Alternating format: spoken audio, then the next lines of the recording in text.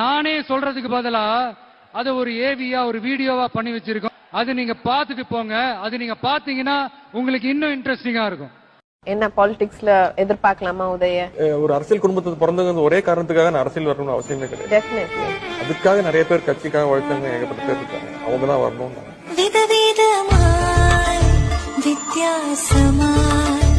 உங்க குடும்பத்தில இருந்து யாராவது இனிமே அரசியலுக்கு வர வாய்ப்பு இருக்கா சார்? நிச்சயமாக என்னுடைய மகனாக இருந்தாலும் சரி, என்னுடைய மருமகனாக இருந்தாலும் சரி, அல்லது எங்கள் வீட்டில் இருக்கக்கூடிய யாராக இருந்தாலும் அரசியலுக்கு வருவதற்கான வாய்ப்புகள் இல்லை என்பதை நான் அழுத்த நிறுத்தமாக தெரிவித்துக் கொள்கிறேன். அடுத்தது அமைச்சர் அப்படிங்கிற ஒரு லைன் எடுத்துக்கலாமா? எனக்கு நான் ஏத்துக்க மாட்டேன். எனக்கு இன்னும் கொஞ்சம் இப்பதான் முதல் முறை சட்டமன்ற உறுப்பினர் ஆயிருக்கேன். அதனால எனக்கு வேணாம் தான் சொல்லுவேன். தலைவர் அந்த மாதிரி ஒன்னும் பையனுக்காக கொடுக்கணும் அப்படின்லாம் அந்த மாதிரி முடிவு எடுக்க மாட்டாங்க. ஏற்கனவே அனுபவம் பெற்றவர்கள் நிறைய சீனியர்கள்லாம் இருக்காங்க. அவங்களுக்கு தான் தலைவர் முன்னுரிமை கொடுப்பாங்க.